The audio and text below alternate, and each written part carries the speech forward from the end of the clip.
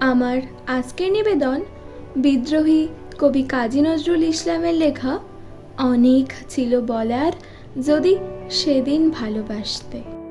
অনেক ছিল বলার যদি সেদিন ভালোবাসতে। পথ ছিল গো চলার যদি দুদিন আগে আসতে। আজকে মহাসাগর স্রোতে চলেছে দূর পাড়ের পথে।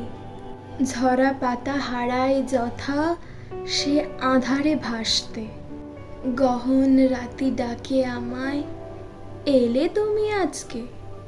কাঁদিয়ে গেলে হায় গো আমার বিদায় বেলার সাঁঝকে। আসতে যদি হে অতিথি ছিল যখন শুক্লা তিথি।